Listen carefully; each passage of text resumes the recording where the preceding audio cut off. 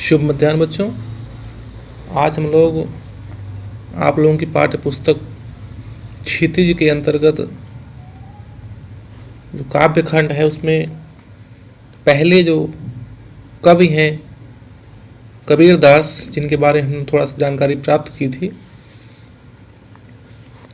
आज उन्हीं के पाठ में जो शब्द के पद दिए हुए हैं, 2 पद हैं जिनमें से पहले पद को भी हम पढ़ेंगे।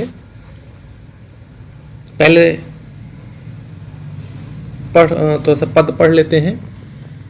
पहले पद में है, मुँह को कहाँ ढूंढे बंदे, मैं तो तेरे पास में, ना मैं देवल ना मैं मस्जिद, ना काबे कैलाश में, ना तो कौने क्रियाक्रम में, नहीं योग बैराग में, खोजी हो तो तुरत मिली हों पल भर की तलाश में। कहा है कबीर सुनो भाई साधो, सब श्वासों की सांस में। इस पद में जो कबीरदास हैं, कबीरदास जो कि ज्ञान मार्गी कवि हैं, उन्होंने जीवन भर अपनी रचनाओं के माध्यम से, अपने पदों के माध्यम से, साखियों के माध्यम से, शब्द के माध्यम से हिंदू और मुसलमानों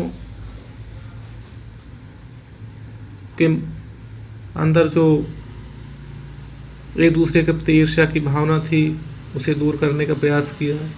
समाज में जो बाह्य आडंबर थे, जो दिखावा था, जो समाज में कुरीतियाँ थी, बुराइयाँ थी, उन्हें दूर करने का प्रयास किया।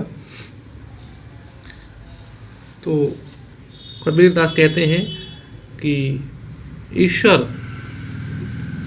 ईश्वर कह रहे हैं कि मुँह को कहाँ ढूंढे बंदे, मैं तो तेरे पास में। बंदे किसे कहा गया? भक्त को कहा गया, मनुष्य को कहा गया। ईश्वर कहते हैं मुँह को मतलब मुझे, हे भक्त, हे मनुष्य, तुम मुझे कहाँ ढूंढ रहे हो, क्यों इधर उधर भटक रहे हो? मैं तो तेरे पास में, मैं तो हमेशा तुम्हारे पास में ही रहता हूँ, तुम्हारे अंदर, तुम्हारे हृदय में रहता हूँ, तुम्हारी आत्मा में रहता हूँ। ना मैं देवल ना मैं मस्जिद। आगे कहते हैं, ईश्वर कहते हैं कि ना मैं देवल, देवल मतलब मंदिर, ना ही मैं किसी मंदिर में रहता हूँ और ना मैं किसी मस्जिद में, ना काबे कैलाश में। काबे मतलब काबा, जो कि इस्लाम धर्म को मानने वाले जो मुस्लिम हैं उनका पवित्र तीर्थ स्थल है, और कैलाश हिंदुओं का पवित्र तीर्थ स्थल है। तो वही कहते हैं कि ना मैं काबा में रहता हूँ, ना तो कैलाश में रहता हूँ, ना तो काबा तीर्थ स्थल पे हूँ, ना तो कैलाश तीर्थ स्थल पे हूँ। मतलब मैं किसी भी प्रकार के तीर्थ स्थलों पर भी नहीं मिलता, ना तो कौने क्रियाक्रम में। आगे ईश्वर कहते हैं कि ना तो मैं किसी प्रकार की विशेष क्रिया करने से, और न ही कोई कर्म कांड करने से ही मिलता हूँ, नहीं योग वैराग में, और न ही मैं योगी बन जाने में या बैरागी बन जाने में, कि कोई व्यक्ति यह सोचे कि मैं योगी बन जाऊं, बैरागी बन जाऊं। योगी बैरागी बनने का ढोंग जो करता है या जो दिखावा करता है, मैं उसे भी प्राप्त नहीं होता हूँ। खोजी हो तो तुरंत मिली हों पल भर की तलाश में। आगे ईश्वर कहते हैं कि खोजी हो तो तुरंत मिली हूँ। यदि कोई मेरा सच्चा भक्त हो, जो वास्तव में मुझे प्राप्त करना चाहता है, तो मैं उसे पल भर की तलाश में, मतलब थोड़ी ही मेहनत में, थोड़े से परिश्रम में मिल जाता हूँ। अर्थात अब सच्चा भक्त कौन है? ईश्वर का सच्चा भक्त वही है जो प्रत्येक मनुष्य से, प्रत्येक जीव से, इस संसार के जितने जीव हैं सभी से प्रेम करे, किसी पर अहिंसा न करे, किसी को सताए नहीं। वही ईश्वर का सच्चा भक्त है।